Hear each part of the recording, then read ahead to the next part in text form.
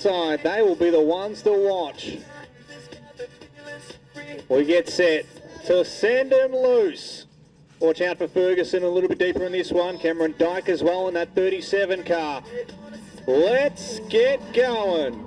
Here for Modified Productions, we're back underway. Wicks will lead us into turn 1 and 2 just.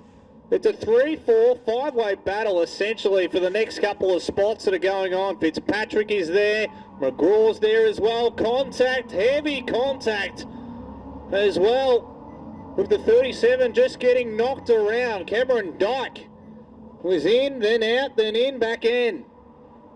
Watch out for Warren, that's going to come through as well. So mid-pack, it's all happening. Reek, Deckett, Lucas Condor as well as Dale Hallett. They're all battling it out for that same position. 2-3 wide, essentially going into turn 1 and 2. Trying to spread out is our leaders between 1, 2 and 3 at this point. Brad Weeks is so good. He's just been able to get some clean air, and I know it doesn't mean much because there's no wings on top, but it's surprising when you can just get some consistent laps under your belt. Get away from the traffic that's happening mid-pack at this point. P2 is 3-4 car lengths behind. That's McGraw and that's 38 car. No one challenging him just at this point except for Brad Warren, who's in P3. He's at mid-groove at the moment. He's got some clean air. Behind him is Dyke and Fitzpatrick. So Dyke in that 37 car.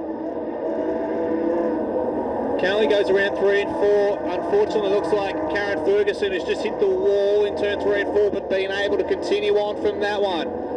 Your leader will come up to lap traffic, I reckon, in 3 to 4 laps time, and that will be where things get interesting. Wicks, shall I say, leads us. He's got a 2.7 second gap between first and second, and looking at the track, that's essentially a straightaway distance between first and second. 2-car distance between second and third. That's Brad Warren, who currently occupies P3. Cameron Dyke in P4. Lachlan Fitzpatrick. Kyle Waters is there in P6. Mark Deckett and Matt Gurlech.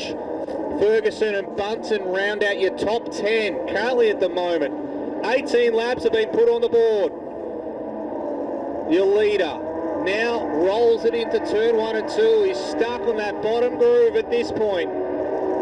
He's got no one within attacking distance. And Gavin White, I reckon we're just seeing a little bit of experience pay off here from Brad Wicks. He's just slowing the tempo down of this race. Yeah, mate, spot on. And he's just a first-class act, isn't he? Because when he's rolling out there, no wasted energy. I haven't seen him overdrive the car once. Just superb, almost a quarter of a lap. Tristan McGraw's been outstanding tonight. Had it not been for Brad Wicks, he could well have been the race winner. But I think Wicks, just cruising out of turn 2, continues to lap around Avalon Raceway. 10 down, 15 to run. Brad Warren, on the other hand, he's seesawing on the wheel, leaves nothing on the table. You've got to remember too that he DNF'd his opening heat race with a flat right rear. This is the car that Casey Garlick usually pilots in the 62. Cameron Dyke, Lockie Fitzpatrick and Kai Walters swinging to the outside in the all-white car. But Wicks, this will be the litmus test, Jake. You can see what's ahead of him, and they're running side by side. Now, there should be a passing flag at some point, as McGraw and Warren still run single file, second and third. And have a look at them still side by side, as Wicks, your race leader, is on the main straight. The passing flag comes out with 12 to run. Been good, clean racing for the modified sedans tonight. Certainly has, as they continue on in this one. You called it, Gav. The passing flag is out, but it's not meaning too much at this point. Barry's the first one he'll have to encounter. We just watched with interest. He's been stuck to the bottom, and at this point there is no room. Barry just holding in that 83. Our leader trying to get past, shows the nose, gets a tap. Bit of a slap on the wrist there for our leader of Wicks. Trying to pass the cars on the inside groove. He doesn't know how far out in front he is, I'm sure, mate. There's some jets in this field. McGraw and Warren still run nose to tail, but he doesn't need to overdrive it inside of 10 to run. Certainly does, and he just gets by as well with class. He just waited, just picked the right moment. Now he will go on to the next. Karen Ferguson will be who he'll want to attack at this point. 9 laps, we're down to single digits here. Wicks still has the lead. McGraw in P2, Brad Warren, Dyke, Fitzpatrick. That's your top 5 at the moment. Fitzpatrick doing well in that 5th spot. Waters and Warren ahead of him. Warren still trying to do all he can to move up a couple of spots. There's 5 seconds, 5.5 seconds between first and second at this point. No one will catch him, barring any disaster that might happen. Brad Wicks, the Bendigo 17, putting on a clinic here at Avalon Raceway. Looks like maybe a little bit of debris here on the front straight. Interesting to see how long we'll continue green for.